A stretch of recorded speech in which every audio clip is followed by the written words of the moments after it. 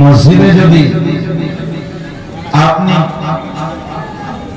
কোটি কোটি টাকা দিয়ে যদি মসজিদ উঁচু বানিয়ে বড় করে তোলেন আর ওই মসজিদে যদি মুসল্লি না হয়, তাহলে এর জন্য আপনাকে কিয়ামতে জবাব দিতে হবে। কোন অনুষ্ঠান বাড়ি যখন যাবেন, আপনাকে কেউ দাওয়াত করে গেল যে আমার আগামী অমুক তারিখে আমার একটা অনুষ্ঠান আছে, মেয়ের বিয়ে বা ছেলের বিয়ে বা খাতনা আছে, আপনি অবশ্যই যাবেন। এখন যে দাওয়াত করে গেল সে যদি বাড়ির বাইরে চেয়ার নিয়ে বসে থাকে আর যদি মানুষকে কিছুই না বলে কখন এসেছো, কি খেয়েছো, খাওয়া দাওয়া হয়েছে কিনা, কেমন আছো, এইরকম যদি আপ্যায়ন না করে, কোনো কথা যদি না বলে, তাহলে আপনার মনটা খারাপ হবে না? হবে না? আপনি পরে কি বলবেন যে ওর বাড়িতে দাওয়াত দিলে আর জীবনও যাব না, বলবেন কি বলবেন না?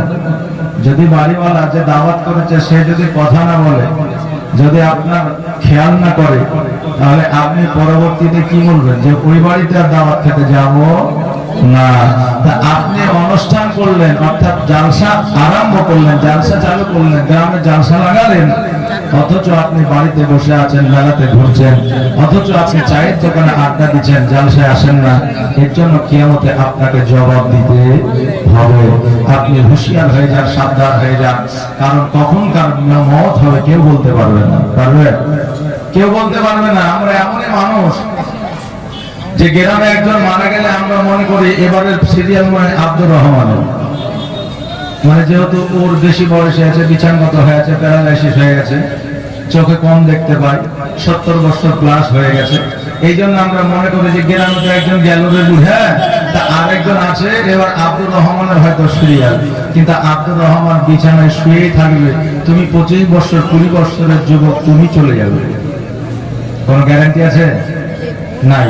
তাহলে কেউ মারা গেল, আপনি মনে করেন এবার আমার সিরিয়াল, অমুকের সিরিয়াল, সমুকের সিরিয়াল না গুনে আপনি মনে করেন যে আমার এই সিরিয়াল, আর আপনি যদি এটা ভেবে নিতে পারেন যে আমার এরপরে সিরিয়াল, তাহলে আপনার দ্বারা সাগীরা কাবিরা গুনাহ হতে পারে না। আমি আজকে যখন জীবনীতে আসছিলাম, দেখলাম একটা বাসে করে এক বাস আপনার নারী এবং পুরুষ, অর্থাৎ ছেলে মেয়ে সবাই দেখছি বাসে উঠছে। আমার সঙ্গে একজন সাক্ষাৎ করলেন, বলে হুজুর এই ব্যাপার, একজন মানে মেয়ে মারা গেছে, ওনার সন্তানাদিও আছে, বয়স কিন্তু বেশি নয়, খুব হলে 24 থেকে 25 অনুমানিক বলছেন। আচ্ছা, কেউ কি ভাবতে পেরেছিল যে এই বয়সে মেয়েটা চলে যাবে? কেউ ভাবতে পারে না। তা আপনি কোন গ্যারান্টিতে বলতে পারেন যে আমি এখনো 10 বছর বেঁচে থাকবো? আপনি কোন গ্যারান্টিতে বলতে পারেন যে আমি কালকে রাত্রিতে, আজকে রাত্রিতে ঘুমায় কালকে সকালবেলায় আমি 14টা খুলে উঠবো? কোনো গ্যারান্টি নাই। অর্থাৎ যতক্ষণ জগতের মধ্যে আছেন ততক্ষণ কিছু নেকির কাজ করে যান, কারণ এই জগতে তো এসেছেন 60 বছর 70 বছরের জন্য, কিন্তু ওই জগতে আপনাকে অমরভূত থাকতে হবে।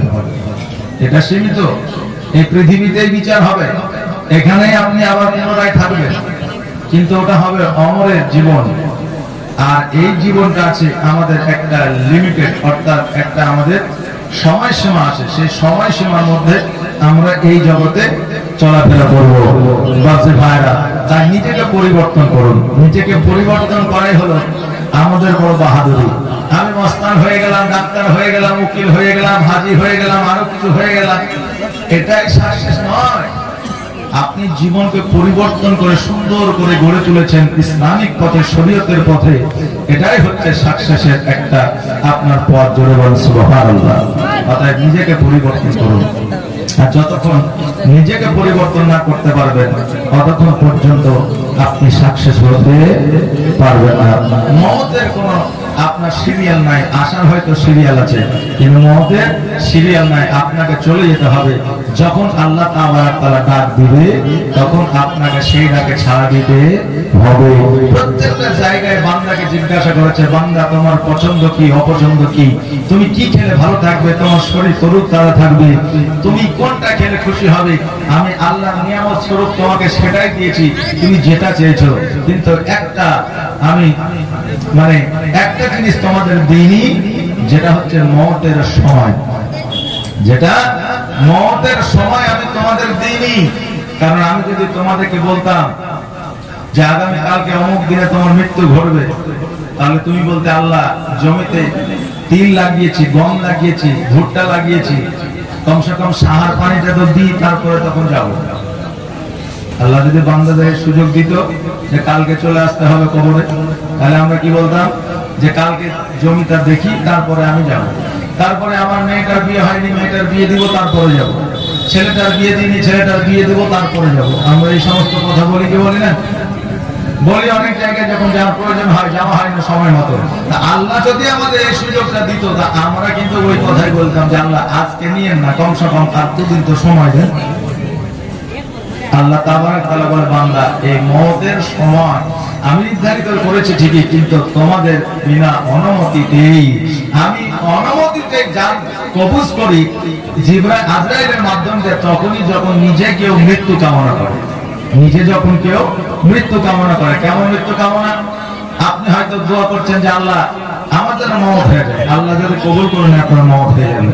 আপনি জীবন দিতে গেছেন, ফাঁসিতে ঝুলছেন, আপনি প্রশ্ন করতে পারেন মওলানা আল্লাহ তো জীবন আমাদের সময় একটা নির্ধারিত করে পাঠিয়েছে, ও বিষ খেয়ে নিলে তো মারা গেল কেন? এই সময় তো তার মওত হয়তো ছিল না, ও বিষ খেয়েছে, মানে ও আল্লাহর কাছে মৃত্যু কামনা করেছে যে আমার মওত দিয়ে দাও।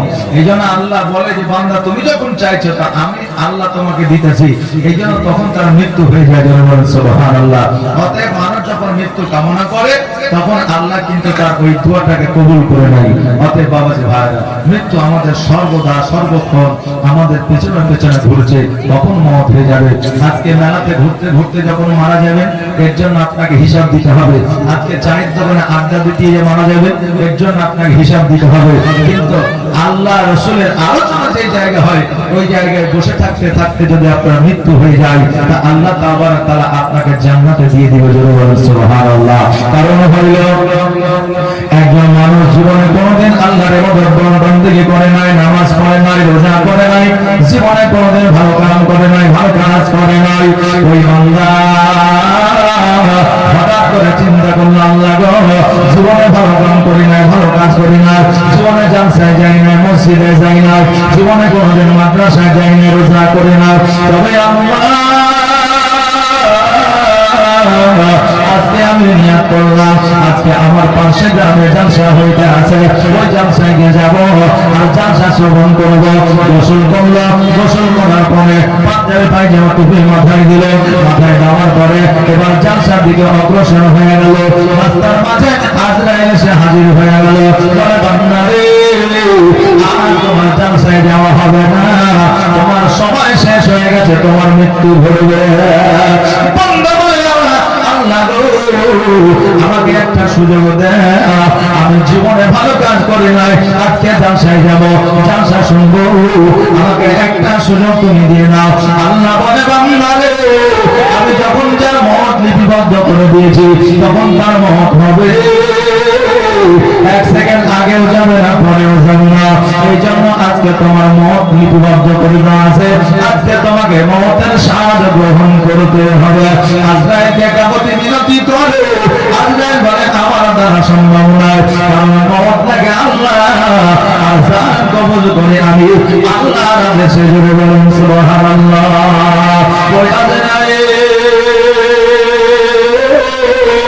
ওই বান্দার জানটাকে কবুল করে নিয়ে যখন আপনার আসমানের উপরে চলে গেল, এইদিকে জাহান্নামের ফেরেশতারা ওই বান্দার রূহটাকে নিয়ে টানাটানি শুরু করলো। তার রূহটাকে নিয়ে যখন আজরাইল আলাইহিস সালাম যাওয়ার পরে জাহান্নামের ফেরেশতারা তাকে জাহান্নামে নিয়ে যাওয়ার জন্য টানাটানি করতেছে। জান্নাতের ফেরেশতারা বলে, জাহান্নামের ফেরেশতারা আজকে ওই বান্দাকে তোমরা জাহান্নামে কেন নিয়ে যাও? বলে, শোনো, জীবনে কোনোদিন ভালো কাজ করে না, মসজিদে যায় না, মাদ্রাসায় যায় না, নামাজ পড়ে না, রোজা করে না, রাত খায়রাত করে না, জালসায় যায় না, অতএব তাকে জাহান্নামের মধ্যে নিক্ষেপ করে দেওয়া হবে। জান্নাতি ফেরেশতারা বলে, না না না, আজকে জালসা শুনবো বলে নিয়ত করে বাড়ি থেকে বের হয়েছিল, এই জন্য ওই বান্দা জান্নাতি। জাহান্নামী ফেরেশতারা বলে, না না, এটা কোনো মতে সম্ভব নয়। আল্লাহ দরবারে আপনার যেন পায়গাম চলে গেল। আল্লাহকে বলতেছে, আল্লাহ গো, আজকে এই বান্দাকে জাহান্নামে ফেরেশতারা জাহান্নামে নিয়ে যেতে চায়, জান্নাতি ফারিস্তারা জান্নাতে নিয়ে যেতে চায়। ও আল্লাহ, তুমি বলো এই বান্দাকে জান্নাতে দিব না জাহান্নামে দেব? আল্লাহ তাআলা বলে, ও আমার ফারিস্তারা, তোমরা একটা কাজ করো, বাড়ি থেকে রাস্তাটা মাপ শুরু করো। যদি জালসার দিকে বেশি যায় তবে সে জান্নাতি, যদি বাড়ির দিকে বেশি থাকে তবে সে জাহান্নামী। এবার যখন বাড়ি থেকে জালসার জায়গাটা মাপা হইতে আছে, দেখতে যেন বেশি নয়, একটা ধাপ আগে আছে। আল্লাহকে বলে, আল্লাহ গো, ওই বান্দা একটা ধাপ জালসার দিকে আগে আসে। আল্লাহ বলে, ফারিস্তারা রে, আজকে ওই একটা ধাপ জালসার দিকে আগিয়ে রেখেছে বলে আমি আল্লাহ ওই বান্দাকে জান্নাতে দিয়ে দিলাম। একটা ধাপ আগিয়ে আছে বলে আমি আল্লাহ ওই বান্দাকে জান্নাতে দিয়ে দিলাম। আজকে আমরা জালসার মাহফিলে আছি, আরে ভাই কমসে কম কিছু হোক আর না হোক, গুনাহ তো হচ্ছে না যে এখানে কোন সমালোচনা, গীবত, তাস খেলা, জুয়া খেলা, আড্ডা খেলা, লুডু খেলা, ফ্রি ফায়ার খেলা, এসব কিছু আছে নাকি? কিছুই নাই। তো কমসে কম গুনাহ থেকে তো বেঁচে আছি। আজকে চায়ের দোকানে থাকলে হয়তো কেউ তাস খেলছে, আপনি তো ওই তাস খেলাটা দেখতেন, কারোর সঙ্গে কারো সমালোচনা করতেন, তারপরে আপনি হয়তো টিভিটাই একবার চোখ লাগাতেন, নইলে আপনি না হয় মোবাইলে চোখ লাগাতেন, নাকি বলেন? তাহলে আপনার গুনার একটা চান্স ছিল, কিন্তু এখানে সেই গুনার চান্সটা নাই। যতক্ষণ বসে থাকবেন গুনাহ থেকে বেঁচে থাকবেন। অতএব জালসা যদি হয় এলাকা ভিত্তিক, জালসা শোনার চেষ্টা করবেন। ফাঁকি দিবেন তো কিয়ামতের দিন জবাব দিতে হবে। আজকে আপনারা গ্রামবাসী আসেননি, আজকে ওই দেখেন মুর্শিদোলা থেকে লোক এসছে, আমি দেখতে পাচ্ছি মুর্শিদোলা থেকে লোক এসছে। আমি ওই মুর্শিদোলা একবার নয় কয়েকবার, অনেকবার এসছি, গন্তি নাই, অনেকবার এসছি। কিন্তু তখনকার পরিস্থিতি ছিল আলাদা, আর এখনকার পরিস্থিতি হচ্ছে আলাদা। যাই হোক বাজি ভাইরা, ওখানেও কিন্তু জীবনী হচ্ছে, ওখানে জীবনী চলা সত্ত্বেও ওনারা এসছেন, আমাকে ভালোবাসে তাই এসছেন, আমাকে ভালোবাসে তাই ওনারা এসেছেন। যাই হোক, আমি বলবো শেষ পর্যন্ত থাকলে আমার সঙ্গে সাক্ষাৎ করে যাবেন, কমসে কম একটু মুলাকাত হবে, নাকি বলেন?